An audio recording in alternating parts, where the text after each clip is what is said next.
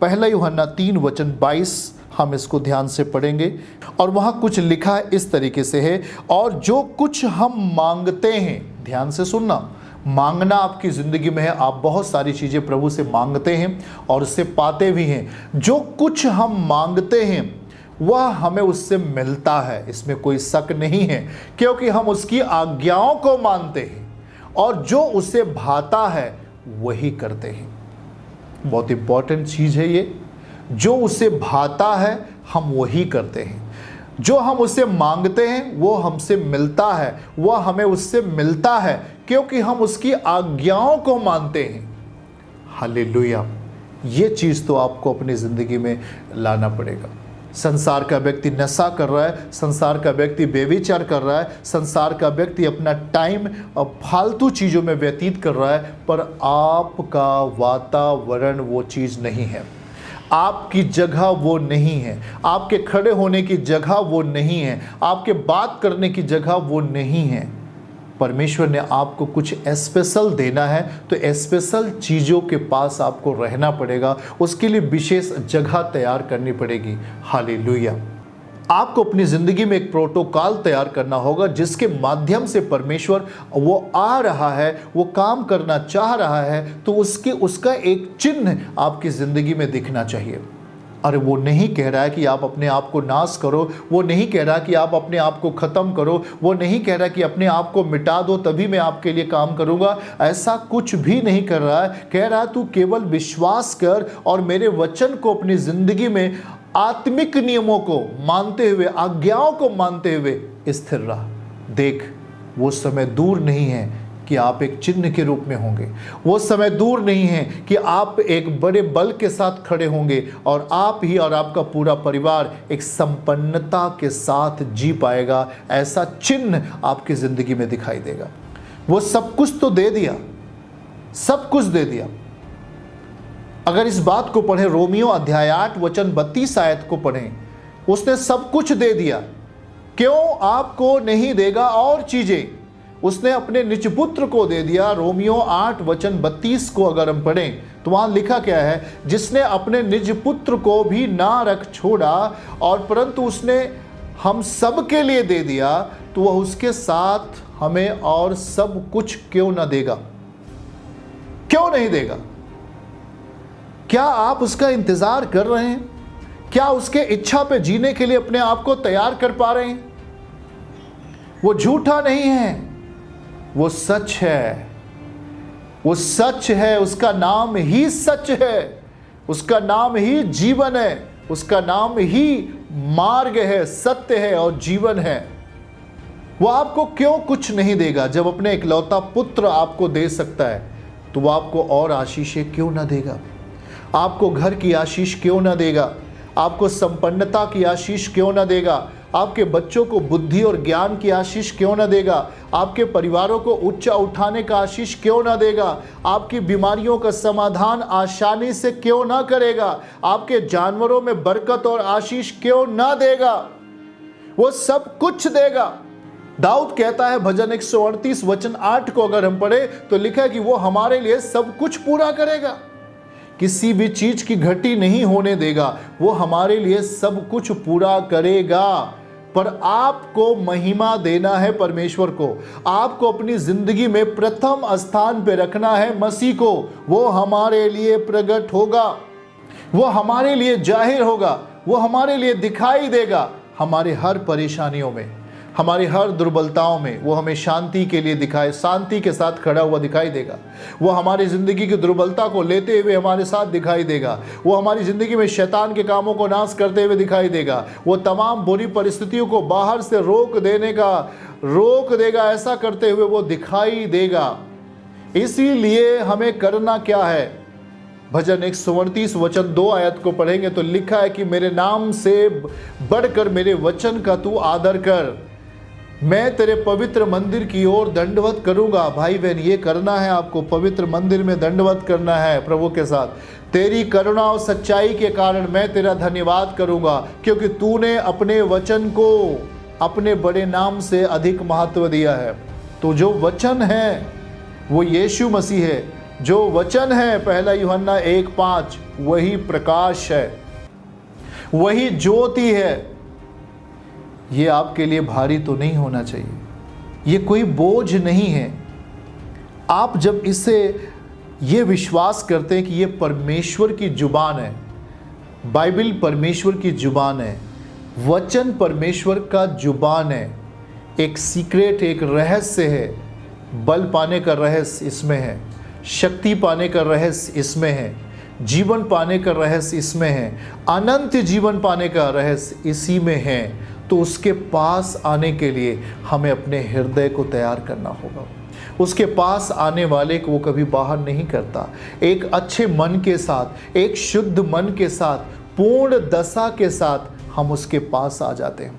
सेवकाई चल रही थी, मैंने ऐसे कई लोगों की गवाही सुना। उसने कहा, प्रभु अब कुछ भी हो जाए परंतु मैं तेरे साथ जीना चाहता हूँ। उसने आकर गवाही दी है।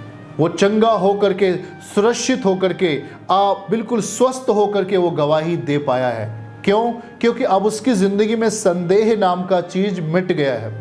अब वो संदेह नहीं करता है, अब वो संदेह नहीं करता है। अब वो यीशु को सही रूप में देख पाता है। अब वो यीशु को अपना प्रभु करके देखता है। अब वो यीशु को अपनी ज़िंदगी का उद्धारकर्ता करके देखता है। वहाँ पर संदेह नाम की कोई चीज़ नहीं रखता। और इसीलिए हर एक वचन आपकी ज़िंदगी के लिए काम आता है।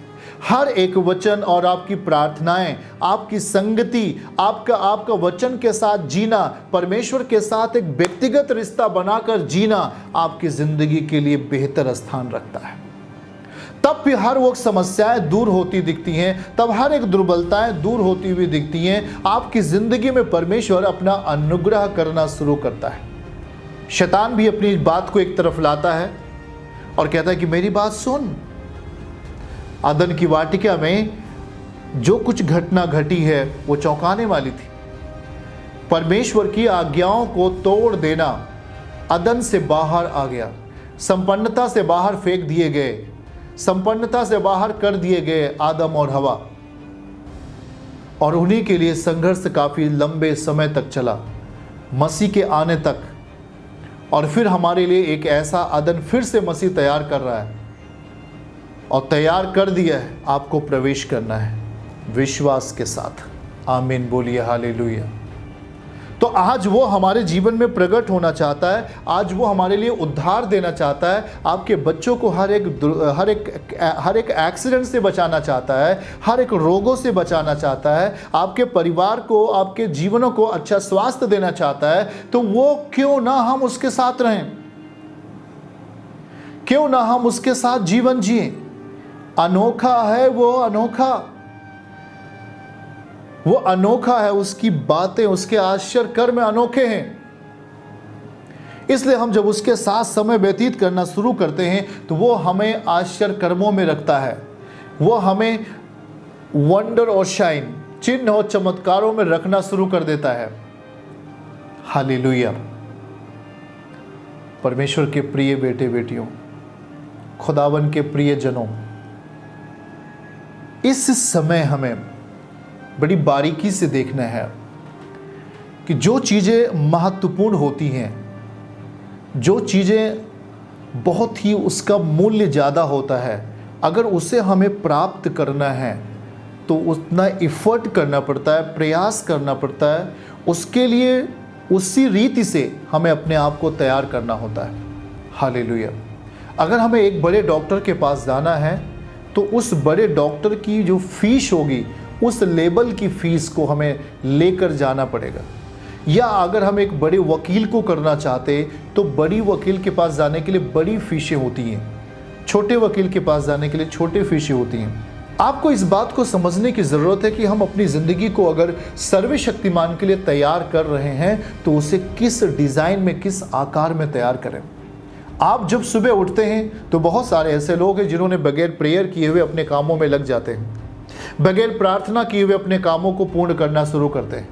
लेकिन वही तो हमारे लिए शैतान का धोखा आता है, वही तो आपके लिए जादू टोने के धोखे आते हैं, जहाँ पर हम हारते हैं, जहाँ पर हमारे लिए चोट लगते हैं, जहाँ पर हम गिर जाते हैं और हमें निराशा आती है।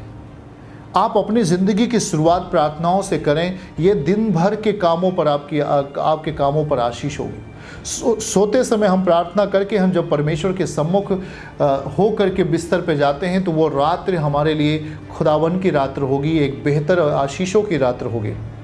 हमें प्रभु के लिए अपने जीवन को तैयार करना होगा कि एक ग्रहण योग्य जीवन बने, और परमेश्वर तभी हमारा वो शरण स्थान होता है, हमारा चट्टान होता है, हमारा छुपने की जगह हो जाता है। वो हमें हर एक बुरी चाल से बचा लेता है, हमें हर एक गुनाहों के बल से बचा लेता है, शैतान के तीर से हमें छुड़ा लेता है और हमें वो ऊंचे स्थान पे रखता है। हालेलुया। वो नहीं चाहता कि नाम धराई हो, वो नहीं चाहता कि कोई भी विरोधी चीज़ें आपको नीचे लेके जाएं।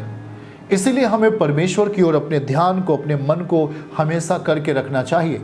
अगर हम खाना भी बना रहे हैं तब भी हम परमेश्वर के खुदावन की महिमा करते रहना चाहिए, धन्यवाद करते रहना चाहिए। उसे हम कुछ इस तरीके से अपने साथ लेकर चल सकते हैं, उसे स्मरण करते रहना चाहिए। दाऊद कहता है भजन 34 वचन 1 में, हर समय हम उस पर भरोसा रखें। परमेश्वर अगर उस पर हर समय भरोसा रखेंगे, अगर शैतान ने एक रास्ते बंद कर दिए हैं तो यीशु मसीह हमारे आपके लिए 10 रास्ते खोल दिया है। हालेलुया। तो वो रास्ता खुलना चाहिए। क्या आपकी ये इच्छा है? क्या हमारे लिए परमेश्वर हमारे जीवन में प्रकट हो, जैसे जक्कई के जीवन में प्रकट हुआ। जक्कई उसके पहले क्या रखा? अपने जीवन में इच्छा रखा, अपने जीवन में परमेश्वर को देखने की इच्छा रखा, तो वो उसके जीवन में प्रकट हुआ। आज आप भी जब परमेश्वर के कामों को करने के लिए, उसकी योजनाओं में अपने आप को भागदान बना लेते, उसकी ज़िंदगी में आप पार्टिसिपेट करते, उसके वचन को लेकर आप जीने का प्रयास करते हैं, उसके कलीसियाओं के साथ रह कर के ईमानदारी से चलने का प्रयास करते हैं, अपनी ज़िंदगी के हर भाग को लेकर चलने का प्रयास करते हैं, वो हमारी ज़िंदगी में अपने आप को प्रकट करता है। चर्च की सभी प्रार्थनाओं को और परमेश्वर के दास के द्वारा टीचिंग सुनने के लिए और अपडेट्स को जानने के लिए हमारे इस चैनल को सब्सक्राइब करें और साथ में बेल आइकन को जरूर दबाएं ताकि जब भी लाइव प्रार्थना हो तो सबसे पहले आप देख सकें।